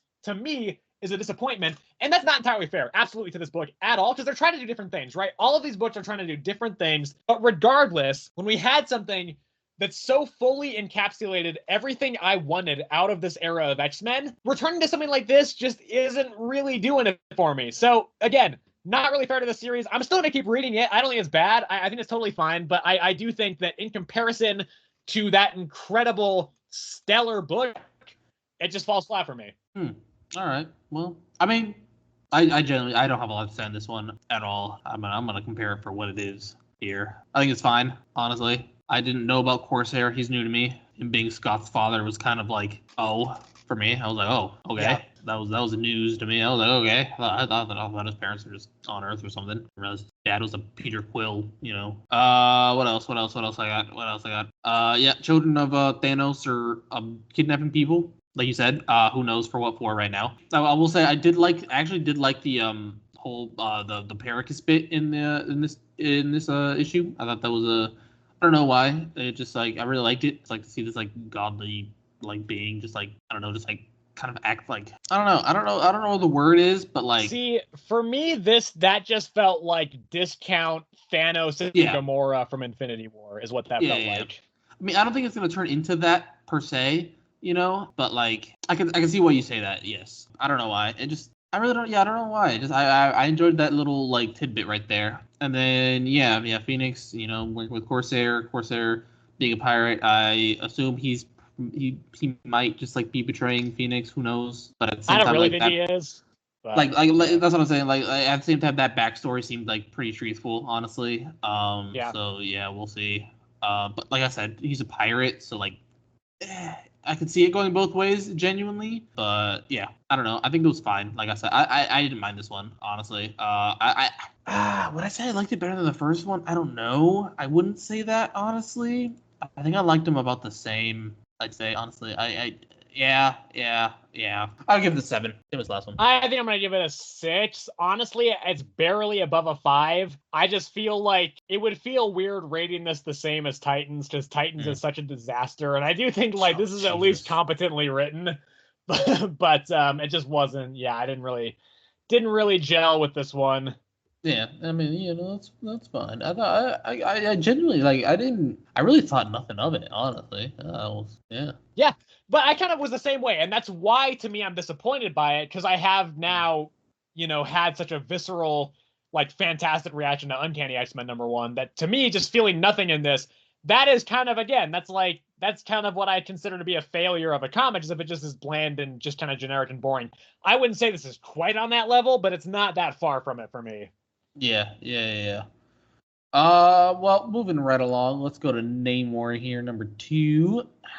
All right, Namor here, #2, written by Jason Aaron, and the artists, we have a couple of them. We have Paul Davidson and Alex Lins. Now, this is kind of the first kind of main section of the story. Now that the kind of inciting event has happened, this is kind of where the story kind of takes off. And now Sebastian and I were talking about this a little bit before the episode. I mentioned to Sebastian before the episode that I'm going to be dropping this series. There's not really any particular reason for that besides the fact that I just think this is kind of just fine. It's not bad. I definitely don't think it's terrible, but it's just fine, right? And this is a limited Namor series that I cannot imagine will be important to any other series going forward. And so I just felt like after 2 issues, I kind of get what this series is doing, I think. And so as a result of that, it's not really landing with me. It's not bad, but it's not one that I think it's not one where I'm like, yeah, I want to spend more money on that. So I'm going to be dropping this series. The issue itself, though, essentially, it's Namor going around, and essentially this is kind of Namor versus Atuma, this issue. I will say it starts out with a scene that I think is actually by far the best scene of the issue, where he goes and finds this old Atlantean guy, and they kind of have this little nice back and forth moment where they're talking to each other, and Namor is kind of saying, like, hey, what's happened? Like, this guy's clearly beat up. It's like, hey, what's happened? I'm not here to hurt you. I'm not here to steal any of your stuff. I'm not here for any of that. And this guy's basically saying, like, well, you're in the wrong place, man. Like, you're not going to last long out here if you can't do any of that. And so they're kind of having this heart to heart. Namor is saying, like, hey, I'm going to find the people who stole all your shit. I'm going to take them down. And this guy's like, hey, did I ask you to do something for me? And Namor's like, yeah, sure. And this guy's like, can you kill me? And Namor's like, I can't do that. And this old Atlantean guy is just like, no worries. I'm sure there's somebody that'll come along who will. And I think immediately that's such an effective way to just establish what the Ocean Kingdoms have turned into now that Namor has been gone so long. I really like that scene. I think it's really, really effective. Just a nice little character moment between these two characters. It's a quiet one, but it's just, I think it's incredibly effective there. So then, like, Namor goes to Atuma, challenges him to the Crimson Swim, which I'm not really sure what the rules are. It seems like they just drink a bunch of wine and then throw wine on each other and then just fight until one of them's down. Yeah, I didn't really understand that too much either. Yeah, so they do that. They kind of have a fight. Namor comes out victorious. And then there's also the flashback of this issue where it's about Namor and kind of a former flame of his. I believe her name is Kaylani. Yes. And so it's kind of they're building up. Kaylani is from a village that is kind of not very well off, and it's kind of the contrast of Namor obviously being the prince, and he's kind of been brought up in this very extravagant life the whole time, and so it's her kind of showing him the rest of the city and how kind of how it's not there's a lot of like stuff that's wrong with the city that is being ignored by the royal family and everything, and then ultimately trying to kind of changing Namor's perception on everything and making him kind of be like, well, we're gonna fix this. When I'm king, I'm gonna try and resolve a lot of this. And then Kaylani leads a bunch of people from her town into the royal family, into the royal palace at night, with the intention to kidnap the king and then kind of force the royal family to acquiesce to their demands. But Namor discovers it in the middle, beats up a bunch of the people that Kaylani's with, and is like, Kaylani, get out of here and don't come back. You're like exiled essentially. And then at the end of the issue in the present day, Kaylani shows up again at the end, and it turns out that she's also one of the 7, kings of the realm now who are all battling it out. So it is, Atuma's down. We now see who another one is. I don't know. This is fine. I do think it's fine. The opening scene I think is great. And there's stuff in here that I appreciate what the series is doing, but ultimately, like, I wanted to hold out and see kind of what it would be like once Namor went back into the ocean and the kind of, this big war that was being promised, and kind of how that conflict would play out. And after this, I was like, I kind of get it. Like, it's fine. I don't think it's bad, but it didn't particularly, like, really interest me or make me very excited to see, where the series is going, moving forward. So, like, it's not bad. I think it's totally serviceable, but with this kind of series in particular, where I am, very confident in saying this will not impact any other, books. It doesn't feel like a series I need to read to understand what's going on in other books. And with it not being amazing, it makes it a series that I just am like, well, you know what? I'm just going to drop it because I don't feel the need to keep picking this up. I mean, yeah, okay. Man, another one that I really don't have a lot to say on. I said I didn't really truly enjoy the first one, and I will say I did like this one a little bit better than the first one. Like the beginning part for me was like a little like a bit impactful towards Namor, obviously, because he's seeing what like has transpired since he's been gone, obviously, and all that stuff. And the big part for me with that whole conversation at the beginning was like him saying that, like, with all the wars that the old king used to wage, like, my sons are no longer around or whatever. And he like just turns to Namor and he's like, did we capture the surface world? And Namor's like, no, we didn't.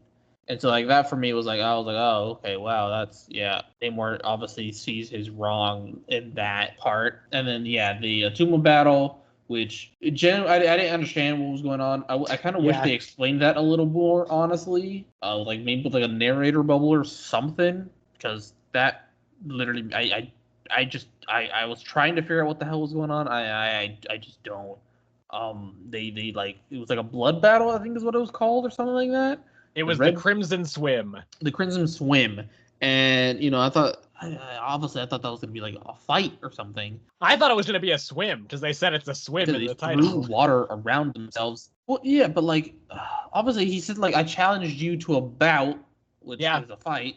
And then he says the Crimson Swim. So I didn't know what to make of it. And then they drink a lot of wine and throw it on each other. It seems. Yeah, they didn't even like. I never really saw them drink it though. I just saw them like. They talked about how they were drinking it, and then they threw it into the water on each other. Yeah, I just saw them like just throw it into the water. It swirl around them, and then like Namor was like just talking to Atuma, which like Atuma like mentions that it was like to distract him, but like. You never really see them like actually try to like throw punches or anything either.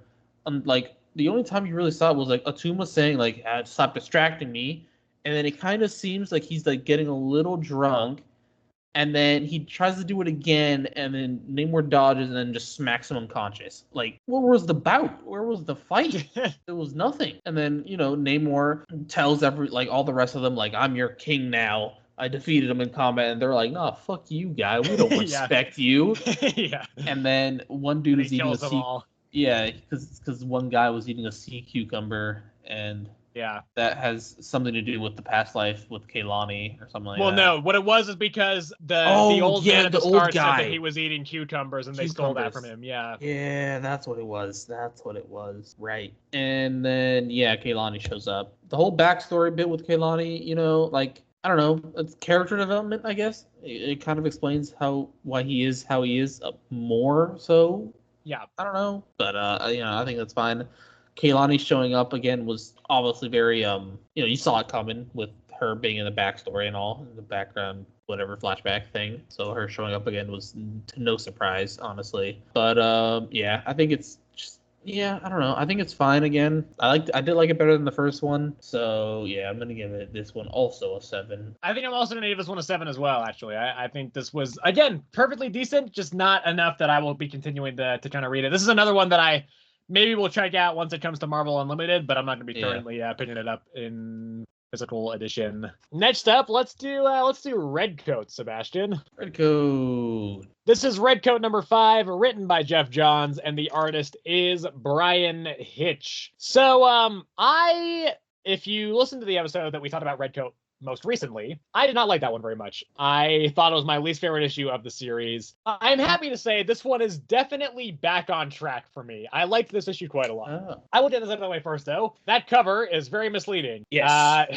There is not a single moment where Simon falls into water, and there is not a single shark to be found in this issue. But regardless, anyway, the story goes as follows. They now know that George Washington is behind the whole thing, right? He is the grand architect, and Benedict Arnold is terrified of George Washington, and so they're kind of like, well, Simon is like, we need to go and like kill George Washington, especially because they find out that, like, through the book, they find out that if then, like, Simon uses the axe to then cut George Washington, then that'll reverse the curse for Simon and simultaneously kill George Washington. So he's like, that's what we gotta do here. It'll save me. It'll make it so that America is not covered by all this hellfire, and it'll just save the whole thing. But Benny wants to just leave the country. He is convinced that he's able to do this also through the book, but in actuality he can't, because the way it goes is that the immortality thing only actually lasts if you are within the borders of the US. If you leave,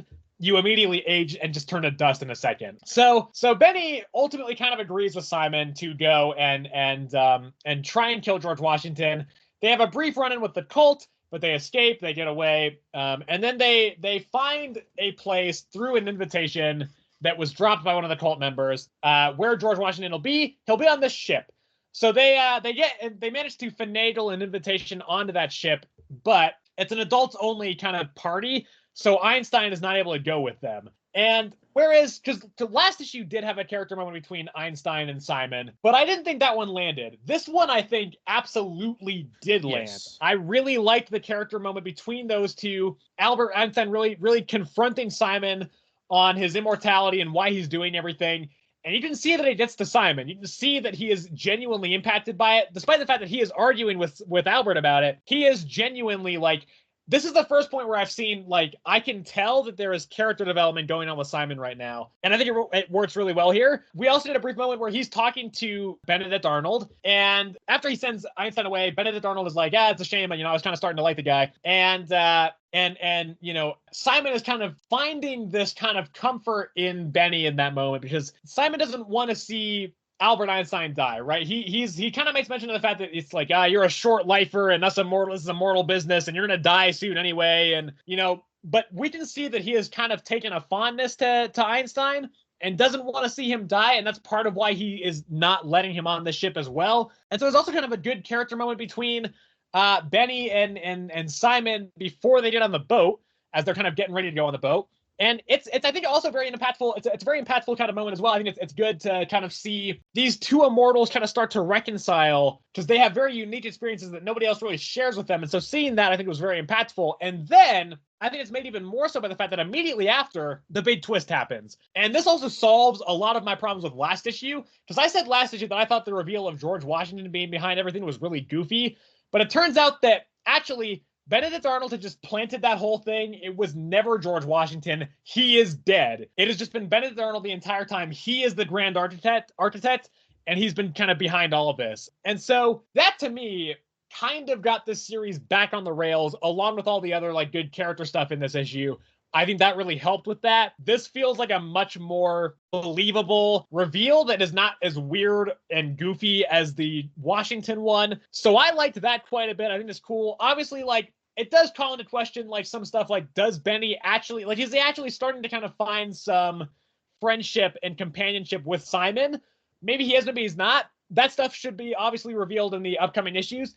But I think, like, as a result of, in particular, the good character work here, and specifically that scene with Einstein and Simon, this issue kind of, it restored my faith in the series and made it so that I am genuinely excited for the series going forward again. And after last issue, I was kind of thinking, like, I haven't been disliking Geiger, but it's kind of where I've been with Namor, where it's like, I could kind of drop this if I wanted to, but it's because it's in the same universe as Redcoat, and I have been liking Redcoat. I didn't want to drop that. After last issue, I thought, well, maybe I'll drop both if I don't like this issue of Redcoat. I did like this issue of Redcoat, and as a result, I'm going to be keeping up with it. I think this is a very solid issue. Maybe my favorite of the series, even. I really like this one. Oh, wow. All right. Yeah. I am not enjoying Redcoat that much, honestly. I find it so boring. Not to say that this issue did have its very good ups. Like you said, the conversation between Simon and Einstein, I thought that was very good. The ending I also thought was actually kind of interesting, but like everything else, I guess actually one more thing that I do like about this series as a whole is like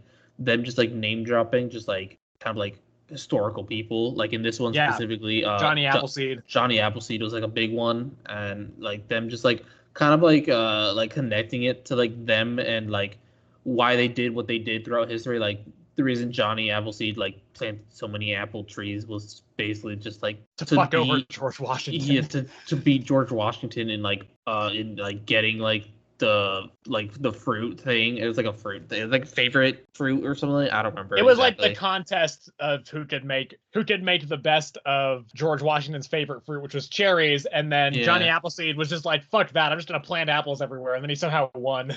Yeah, exactly. So yeah, I do like these tidbits, but like overall, I find this story very boring right now. Honestly, I'm not enjoying it that much. Again, genuinely, Einstein, his accent is it's annoying me. What else can I say about this? Yeah, honestly, I'm really not enjoying it that much. I would be dropping it if genuinely not for the ending had intrigued me as much as it did. I'm getting close to this one. Same with Geiger. Geiger, I've got to give a bit more chances, considering I haven't read that much of it at this point. Yeah, you're what, like 3 issues behind at this point or something? Yeah. So I've got to catch up with Geiger to like really decide with that one too. But like, I'm about the same with Geiger. I'm not. I just find it so boring. It's just not enjoyable to read at all. But this one, this issue specifically had its moments. Like I said. But yeah, overall, I don't know, man. I don't like Redcoat that much. I give this one a 6. So I'm actually going to go back on what I said about Ultimate Spider-Man being my pick of the week. I'm going to give it to this one. I'm giving it a 9. I like this one a lot. I kind of forgot this one was this week when we were talking about Ultimate Spider-Man, so that's why I give it to that one. But I am going to give it to this one, I think, for now, yeah. All right, yeah. Let's go with Predator versus Black Panther. All right, this is Predator versus Black Panther, issue number 1, written by Benjamin Percy with artists Lee Ferguson and Chris Allen. Now, for anybody who has been listening to this podcast for a while, you might remember Sebastian talked about Predator versus Wolverine last year when that was going on. I didn't read that at the time as it was dropping. I have since read, I think, only the first issue, which I didn't like that much. So, and it's the same writer. It's Benjamin Percy, who I generally would say I like, although I do kind of find to be hit or miss. I will say, though, I think this premise for a Predator versus Marvel character book is better than the one for Wolverine. Because this one kind of has a bigger plot presence. It has more world building. And I think it is better because of that. So essentially, like, it's we have this, there's on the planet or whatever of the Yatja, there's 2 Predator brothers, right? It's one of them is like very strong and kind of has the favor of the father. And the other one was kind of born weak, lost a leg, just kind of generally not as strong or powerful. So basically there was a fight between them to kind of try and win a hunting ground for themselves and their clan. The stronger brother did win, and that was helped in part by the fact that the father gave the stronger brother a vibranium spear that he had gotten from when he was on in Wakanda previously. And so, that did turn the tide against the younger brother, but that brother manages to not die because the older brother doesn't kill him. Instead, he like sticks him on a stake or something and just kind of leaves him there to die of starvation and shame or whatever. But so that younger one is able to escape and then makes their way down to Earth with the intention of getting more Wakanda, getting like a full getting more vibranium, and making like a full vibranium suit, and then going after the older brother, and then finally kind of winning. So this is kind of actually paralleled on Earth, where T'Challa is engaged in kind of this hunting ground games of his own, where the Dora Milaje and some other group of Wakandans whose name I don't remember, they're kind of going at it to see who can hit T'Challa first, and whoever does wins.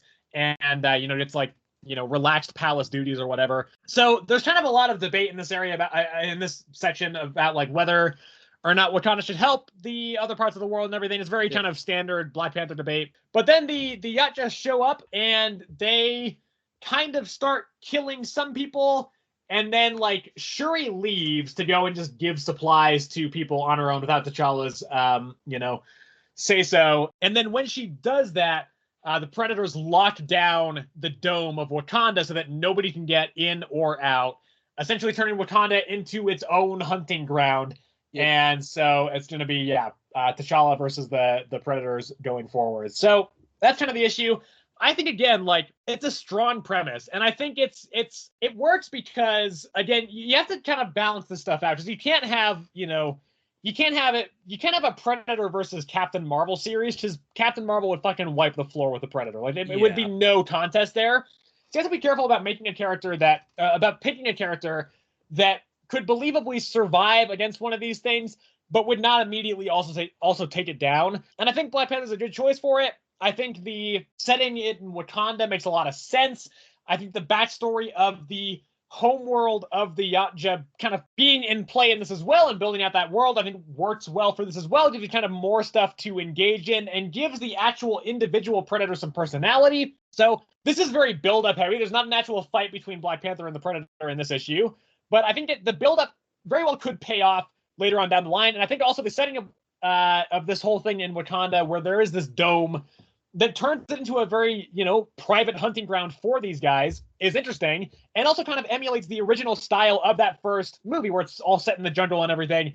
So I think it succeeds on a lot of fronts. It's not immediately, like, amazing. And I think part of that is the fact that, like, there's a big debate between Shuri and T'Challa about what to do with resources in Wakanda and stuff. And that's, like, we've seen that a lot. It's just kind of there, and it just kind of feels very repetitive and kind of just there to just be there and set stuff up. But I think on its own, it's a decent start, and I hope it goes in some interesting directions. I hope the fight is cool. It does seem like it's going to be more kind of a one story thing as opposed to the Wolverine one, which was just like he just kept fighting it across the various issues and different time periods and everything. But yeah, I would not be opposed to seeing more of these either. I actually would love. I think if they're going to do more of these, I would say my top 3 would be Daredevil, obviously.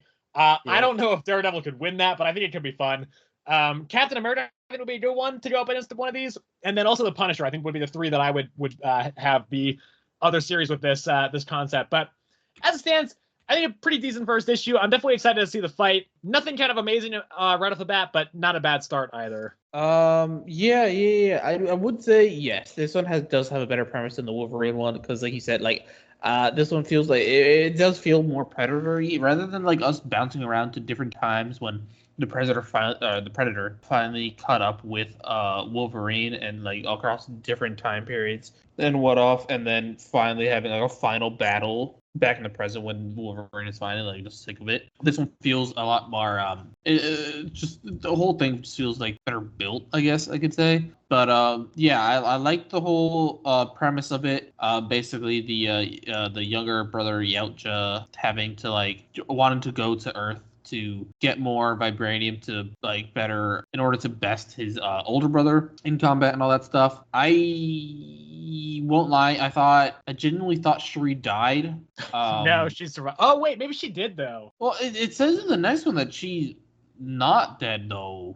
Okay, yeah, but her jet crashed. I think it exploded. Yeah, so I was like, oh shit, they just killed Shuri. Maybe she's seat ejected or something. I don't know what exactly, but that shit definitely exploded. So I thought she died, but then I went and read the synopsis for the next one, and it says it's like T'Challa, Okoye, and Shuri. I'm like, oh, okay, she's alive. Interesting. So yeah, I don't know, but I'm really curious to see how T'Challa is, how he's gonna fare against this Yautja or whatever. I think this is gonna be pretty interesting. I think overall it might be better than the Wolverine one. Even though I think the some of the fights with the Wolverine one were good, but most of them just were kind of nothing with that Predator. So yeah, I'm curious to see how this one's gonna be going forward. So yeah, I gave this one. What should I give this one? Honestly, a 7. I think they did a really good job of world building in that other world, and so yeah, I'm gonna give it a 7. I am also gonna give it a 7. that would lead us over to the final issue that is not an event for the week, which is Wolverine Revenge. We are talking about, in particular, the Red Band edition. So this is written by Jonathan Hickman, and the artist is Greg Capullo, which is fantastic, by the way. Greg Capullo also did the cover. This is probably my favorite cover of the week. It looks so sick. I love that cover. And ultimately, that is, I think, the highlight of this issue is Greg Capullo's art. It is his first time back at Marvel for a while, I think. And, he's probably best well known for the Scott Snyder New 52 Batman run, which kind of introduced the Court of Owls and stuff like that. That's where his art kind of is probably best known from. But so essentially, this issue is, it takes place after, essentially, Asteroid M went down, Magneto died, and when Asteroid M hit Earth, it created this massive EMP that wiped out like all of the electronics across like the northern hemisphere of Earth. So Logan's kind of just hanging out in the Savage Land, and he's kind of hunting like some dinosaurs and stuff. It's a cool, fun little fight scene when Nick Fury shows up, and essentially with him, Captain America, Bucky, they all kind of plan this heist to go to Russia, where there's this reactor that still has power somehow. They're gonna try and get that source and redistribute it to America so that, they'll kind of be able to repower their area and not just kind of die. Because otherwise they're kind of they don't really have any hope for a lot of stuff with electricity and all that stuff down everywhere. It kind of does send the world into disarray. So they're kind of trying to hope to reactivate that and save the US. Now on that mission, it kind of starts out okay, but they all pretty quickly get captured by the Brotherhood of Evil Mutants, which in this one it's Deadpool, it's Mastermind, it's Omega Red, and then it is also Colossus is the only other one, I believe. Nope. Colossus is the leader of them. Who else is Sabretooth. There?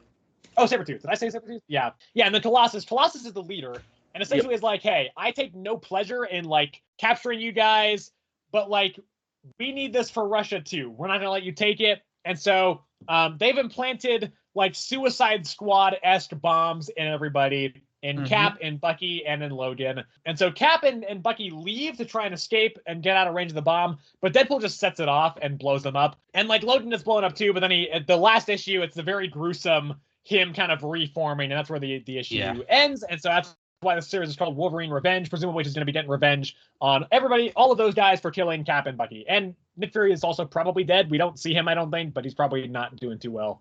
I'm pretty sure he died. Yeah. Yeah. So, just like good, fun series. It's not breaking the wheel, and I think it is mostly like this is mostly here as a showcase for Greg Capullo's art. It's gory, it's gnarly in parts, but it's just cool. It's fun. I think it's I think Jonathan Hickman does a good job of capturing the voices of all these characters. There's some good, solid action in there, just carried by some very great art. It's not amazing. It's not this like. Hickman I usually associate with these grand ideas that are big and epic in scope, constantly setting up some big stuff to be paid off in a major, major way down the line. This is not that. It's just a fun little miniseries where Jonathan Hickman can write some cool Wolverine action and Greg Capullo can get to draw some very gnarly, gory Wolverine action. So I like this. Very solid issue. Not like blowing me away. I kind of thought I would like this more than I did, but I still had a very fun time with this one. Yeah, I didn't know what this was going to be going into it. So when I saw like basically like a lot of big name people dying, I was like, oh god. I kind of first realized that when Maria, they just like killed off Maria Hill. I was like, oh Jesus, all right, she's fucking just dead. And then I kind of like I think sounds familiar, Sebastian. Sounds like the show Secret Invasion. yeah, dude. Oh god. And then they just like it's kind of implied that Nick Fury dies. I think he was in the helicarrier with all the superheroes when they had to jump out, and I thought he jumped out with them. No, he was up top, and he's like, everybody jump now, and then it blows up. And I don't know. I thought I saw him in the back. It was either that one or the one that blew that one up. You know what? There were 3 total, and we saw I got the 2 issue literally right next to me. I'm gonna double check. All right, you double check that. But and then they landed in Antarctica. There's like 6 of them in total. It's like the 3 superheroes that like Wolverine, Cap, Winter Soldier, and then it's like 3 Shield agents, 2 of which I don't remember. 1 Maria Hill. They all separate to try to make it to the facility because they're pretty far away. And we see the 3 Shield agents just die, and then the other 3 get captured. They wake up with bombs in their chests. And if you're asking why the bomb would work on Wolverine, it's because they kind of like shut off his healing factor with some of Omega Red's poison, and so that's why it would work on Wolverine rather than just like normally that wouldn't work on Wolverine. Yeah, the way they explained it is they did that to get it in him, and then they kind of tucked it behind his ribcage so it wouldn't get forced out when the healing factor reactivated. Yeah, exactly. So that's why that bomb would like actually work on Wolverine. And then so they released them for some reason. I don't remember why. I think it was because Peter didn't really want to kill them. Colossus didn't really want to kill them all. He was not like trying to be aggressive. He just wanted to make sure they didn't take their power source. Yeah, and so that's then Logan was the one that was like, you guys should run away, try and get out of the range of the like signal bomb thing. But Deadpool being Deadpool, he just blows them up anyway. And so then so he blows up Wolverine as well, and I guess the healing factor kind of kicked in, because I don't think it kicked in fully, or if it didn't heal him fully, or I don't know how that, maybe the poison like kind of like mitigated it in a sense. I just think it was still in the process of it. Yeah, so it's like a very gruesome regeneration process we saw here. But honestly, the best part of this was that, for me, the best part of this was that ending sequence of that gruesome, just like healing factor trying to like heal him from like almost nothing, honestly. Yeah. Just to come back in this like bloody mess, honestly, like not fully healed, like most of his skin isn't back, and it's just like bloody like mess thing. And so so going forward, I kind of understand what's going to happen now. I think this is going to be a good one. I honestly hope I can get the red band for the rest of these, because I feel like this is one that's going to be very, very like this red band one is going to be very good. So I enjoyed this one for what it. I quite enjoyed this one. I gave it an 8. I gave it an 8 as well. My favorite part, I think, actually was the beginning where he was fighting the dinosaurs. I thought that was cool. And then having referenced the issue, it does seem it's a little bit hard to tell. Nick Fury's not on the ground with them, but there is somebody you can see kind of in the background where they're jumping out of the helicarrier and they're in the sky. There's someone who looks like he might have an eye patch, but it's a little bit hard to tell. So it may not be him. I'm not quite sure. Yeah. Okay. Time for the event block. It is absolute power time here. And we are going to start with Superman number 17 for absolute power. This is written by Joshua Williamson and the artist is Jamal Campbell. So, okay. I don't remember a lot of this one. What I do remember, though, is that so Clark and Zatanna, they're trying to find the Oblivion Bar so that they can access the dark paths or whatever. They're trying to find the map so they can walk these dark paths. Yeah, and that's supposedly in the Oblivion Bar, or at least people who know how to get it will be in the Oblivion Bar. Yes. So they have to find this roundabout way to get to the Oblivion Bar. They go through like Swamp Thing's home, and it's like all set on fire. So they manage to kind of avoid all the people there and then get to the Oblivion Bar. And then Superman essentially calls all of them cowards. And then one of the people in the bar, it's like a demon. I don't remember his name. It is Neron is his name. Yes. And he's like, all right, let's make a deal, Superman. But I'll help you if you make a deal. And then the other part of the issue, the main part of the issue, is Lois stuff. Essentially, she's just kind of talking about like trying to get everybody safe.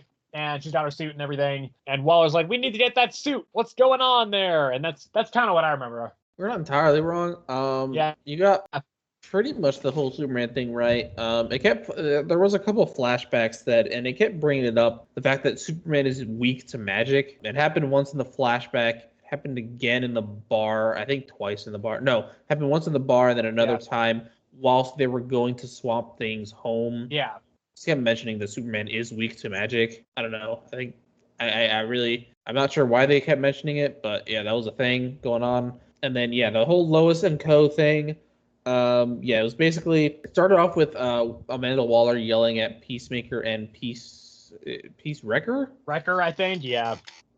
Basically like yelling at them for having lost Lex Luthor. They didn't see who was in the suit, so they have no idea it was Lois in the suit. Yeah. They just know it was somebody in the suit, and they also don't know that Lex Luthor has lost all his memories either. Right. So Waller wants Lex because she thinks he's a threat, but as he is right now, he is actually not, because he doesn't remember anything. So yeah, so it's Lois, Jimmy, Silver Banshee. I don't remember Lena, and then Lex and Mercy. Mercy shows up later, but yeah. So it's them right now in I think it's I don't remember whose apartment. I'm gonna be honest. One of their apartments. Yeah, I don't know. And basically, it's like Waller wouldn't check it or whatever, and then yeah, Mercy shows up and basically tells Lois to like take off the suit because if Mercy can track it, Amanda Waller can definitely track it. She tries to talk to Lex. They explain to Mercy as well that Lex lost all his memories. And yeah, that's pretty much all that happens there. And then we go to the whole Superman Zatanna thing with them at the bar. I have kind of one complaint, and that it's like Superman in this one felt way too self-righteous than he normally does. Like I kind of agreed. However, I did kind of give it a pass because he just had to fight his son who was brain controlled by Brainiac. So I gave it a little bit of pass. He's in a kind of a different state right now, a very kind of emotionally vulnerable state. And he's pissed off, so I gave that a bit of a pass there. I totally understand that, but like for me it was like kind of annoying. Like I was like Jesus, man. Like I like none of these people really care. Like the one dude that you have flashback with is in this bar, and you really expect him to go out there and risk his life. Like no, he's not gonna do that. Like I feel like a lot of these people in this bar just don't care. So like you spieling on all these people, like it does nothing to most of them, if anything, but yeah, it just for me, like if in my opinion, like it felt like if I were in that situation, like I found it annoying how self-righteous he felt in that bar at that specific time. Like at the beginning of this one he did break down a little bit with Zatanna and like with him having just had to fight his son and all that stuff, but and so, like, I understand where his headspace might be in, but, like, now. And then Neron, I have no idea who the man is. So yeah, I don't know who that is either. I don't know. But, I thought it was fine. I love the art still in this one. That was, like, my biggest thing with this one still is the art is still great. So, yeah, I'd give it a 7. I'm giving it an 8. I also agree the art's great. I like Superman, and I think it's being written well here. I think it's, I think it's doing a good job of still establishing and keeping the stakes of absolute power going through this. But other than that, I don't have much to say about it. I think it's just a solid issue. And, I'm looking forward to the next one here. And that would bring us to the final issue of the episode, which is Wonder Woman number 12, written by Tom King, and the artist is Tony S. Daniel. Okay, so essentially, this is another one of those ones that plays a lot with structure, as most of Tom King's Wonder Woman run has done.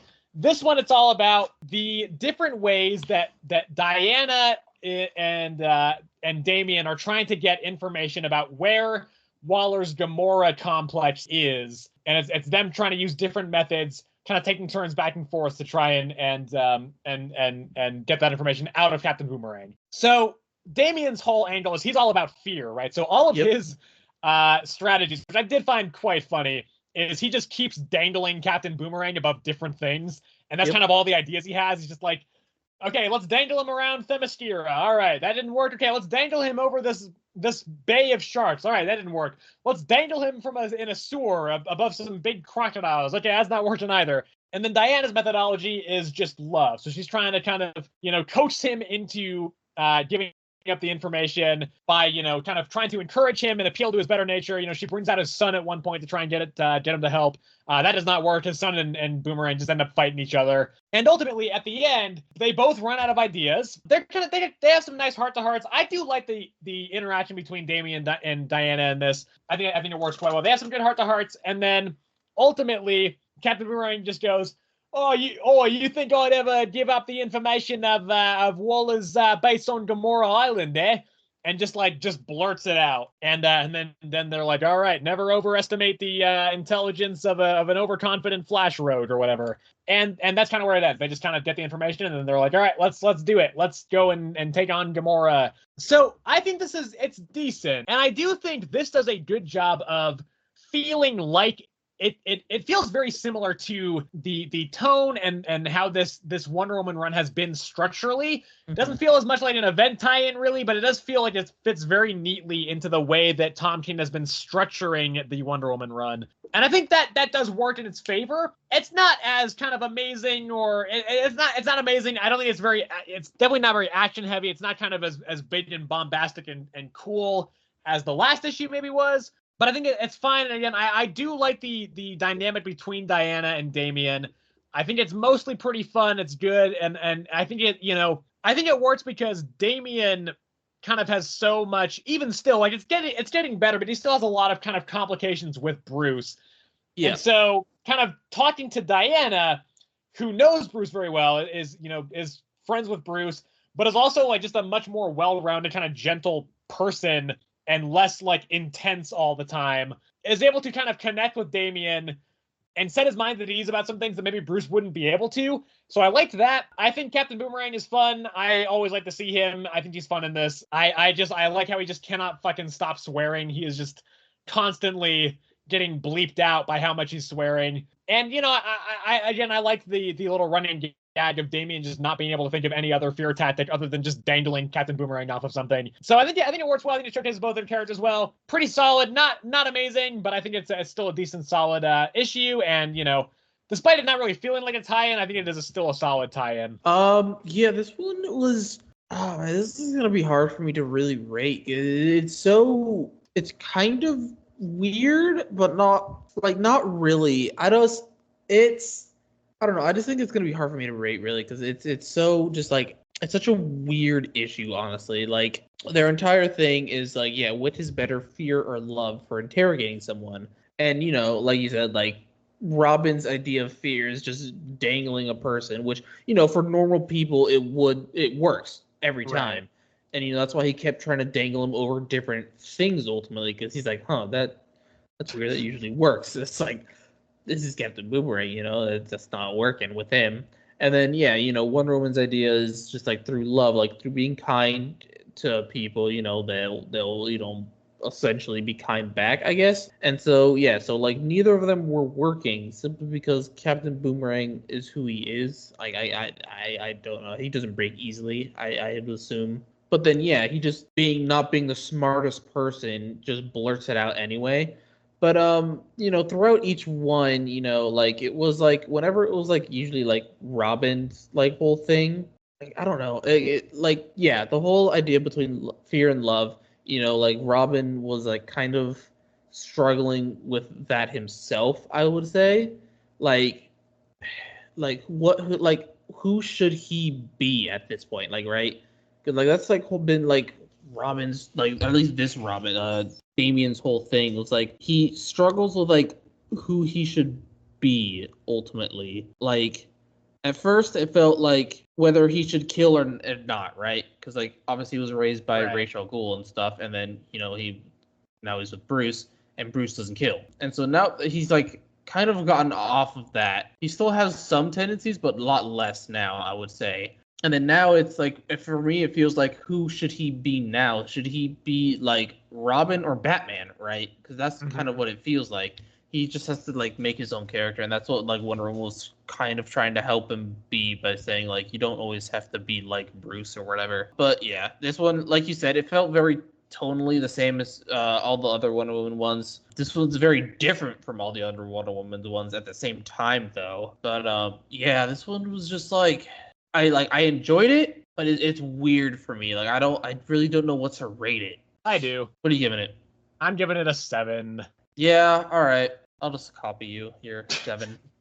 I really don't know. I'm struggling with this one. I don't know. All right, well, that would wrap it up for this episode of Earth's Mightiest Comics. Thank you, everybody, as always, for watching or listening. Next episode, it'll be, we got a fucking big week next episode, actually. It's going to be a fucking massive one. We got some more Absolute Power stuff with Origins and Task Force 7. The big one that I'm really, really excited for is Aliens versus Avengers. Now, it is very easy to be cynical about something like this and just see it as a cash grab, but for some fucking reason, it's being written by Jonathan Hickman. I love the fact that he chose to do this project. If he has decided to be on board with this, it gives me immense hope that this will be amazing. So I'm really looking forward to that. New issue of Captain America. I'm really enjoying this series right now. I'm really looking forward to this issue. I think this could be a very cool one. New issue of The Flash. Man, you know how I love this series, Sebastian. I'm all about the Flash series now. We have another Absolute Power tie-in with Green Arrow number 15. This series is fine. It's whatever. Incredible Hulk Annual. This is the next chapter of the Infinity Watch event. This is we're past the halfway point now, so we're kind of going to be heading into the conclusion of this event pretty soon here, it seems. We also have the next issue of The Last Mermaid. Feels like it's been a while since we've seen this series pop up. Yeah. This is the finale of the arc. I think it is planned to come back eventually, but we don't know when. So yeah. We also have The Nice House by the Sea number 2. Really excited for this. The first issue was very interesting. Set up some very interesting stuff for the future, even though it wasn't immediately like that issue wasn't like super great for me, but it set up some stuff that I'm very excited for. New issue of NYX. Decent first issue. I hope this one will kind of get me more excited for it. Again, like outside of Uncanny X-Men, there has not really been an X-Men book from this new era that I've really loved, so I'm hoping this will be a little bit better. Next issue of The Sacrificers. This is the end of this arc, and then the series is going on break for a little bit, but it's a very good series, so it's still I'm going to be very excited for that one. The finale of this arc of Something is Killing the Children as well is here with number 40. I think this will kind of do some stuff with the present day stuff as well as still having kind of a flashback story, but this arc has been a little bit inconsistent because of the nature of its one-off kind of story nature, but I still think like it's a good series and I am looking forward to this. Next issue of Ultimate X-Men. Again, this one also feels like it's been a while since it's like popped up here. But this is the finale of the first arc, and I'm quite excited for it. I think this is a very solid series as well. And then we also have the premiere of Universal Monsters Frankenstein. Now, I didn't really like the ending of the Creature from the Black Lagoon series, but I'm hoping this will be another return to form for this this kind of series of Universal Monsters series. They've been pretty solid so far, I think, on the whole. We also have Void Rivals number 12, the end of the second arc for Void Rivals. I fucking hate Dalek. We also have X-Force number 2, which Sebastian did not like the first one. I am going to give this a little bit more leeway. I think there's some potential here. We'll just see if it kind of gets executed on. The Black Panther is going to be a big part of this issue, so that's cool. And then the third issue of X-Men. We have a double shipping of X-Men this month. I really hope this series is doing something this issue. I want to like it, but I didn't really like the second issue that much, and I don't know what the main kind of plot of this series even is right now. So anything on your end you would like to shout out? Man, oh man, we're getting another Spider-Gwen number 4 here. All right, well, as mentioned, that will wrap it up for this episode. Thank you everybody so much for watching or listening. As always, if you are on YouTube, you can, of course, like the video if you enjoyed it. You can also subscribe to the channel if you want to see more of our videos in the future. You can also hit the bell notification so that you get notified and do not miss any upcoming episodes of this podcast. You can also leave us a comment, letting us know what some of your favorite comments are from the past couple of weeks, what some of your recommendations for us could potentially be that we are not already reading. And you can also get in contact with us at our email address, which is earthsmightiestcommonsPod@gmail.com. That is all one word. And you can follow the show over on Spotify if you're listening over there so that you don't miss any episodes on that platform as well. So yeah, as always, thank you again for watching or listening, and we will see you in the next episode where it'll be new week, same task, Sebastian. All right.